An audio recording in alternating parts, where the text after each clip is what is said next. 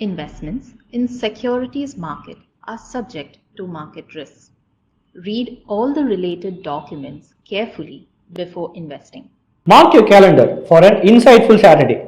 January 18th, we are hosting 3 exciting webinars you won't want to miss. First is Understanding Debt Consolidation, Managing Loans and Investments Together. In this webinar, we're going to cover debt consolidation can simplify your loan management while balancing investments to achieve financial stability and long-term growth. The second webinar is Bangladesh Crisis, a boon for Indian textiles.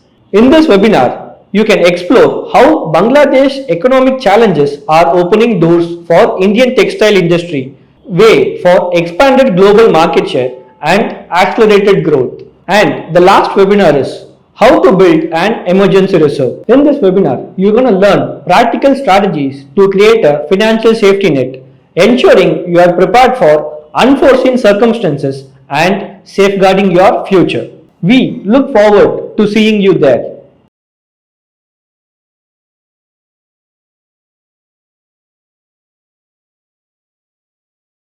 Here's wishing you a very happy Pongal.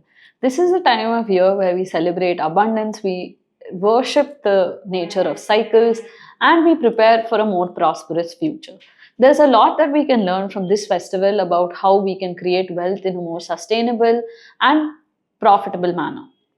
So let's talk about the significance of each day in our Pongal celebrations and how we can learn something or do something for our wealth creation journeys from our celebrations. So we kickstart our Pongal celebrations with Bogi, because in Bogi what we do is it's out with the old and in with the new. So we make space in our lives for fresh things and we get rid of things that don't carry any value into the year.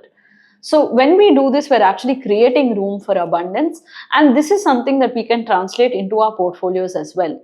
As the new year sets in and you're looking at reviewing your investment portfolio, you tend to trim out positions that have not worked or that have finished their work for you, and you reap the benefits of those investments and you move on to a new set of investments. So this is a very important cyclical process. On the second day, we celebrate Surya Pongal, where we worship the sun god.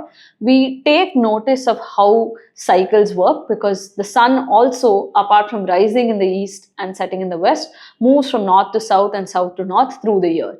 This also affects the way seasons are, and we need to understand that portfolios also go through their seasons and we need to prepare for a harvesting cycle. So while we understand cyclical events in nature, we seem to forget that portfolios also go through these cyclical events, which means if the last few years have given you a very bountiful harvest, it's time to trim down and take some rest in the portfolio, play it a little bit more safer and focus on slow, steady growth at this point. So we are entering a phase where we need to pay more attention to tending to our portfolio and not expecting immediate growth or returns from what's happening on that side. Then we move on to the third day of celebrations, which is Matu Pongal. In Matu Pongal, we actually celebrate and worship the cow, which does a lot of work in preparing the land for future harvests. So just as harvesting requires a lot of preparation, so does your wealth creation journey. On the third day, we celebrate Matu Pongal. In Matu Pongal, we worship the cow and the bull because they put in a lot of effort into preparing the land for harvest. So cows and bulls together keep the land fertile, they till the land, and they ensure that there is space for the seeds to grow and flourish. So we need to do the same thing with our investment portfolios, and in our wealth creation journey, if we have to prepare, we need a solid financial plan. Financial planning ensures that you're tilling the land just like a cow would and laying the groundwork for your future harvests. So it's important to pay attention to how you're going to set out things in the future instead of following a very haphazard and random process.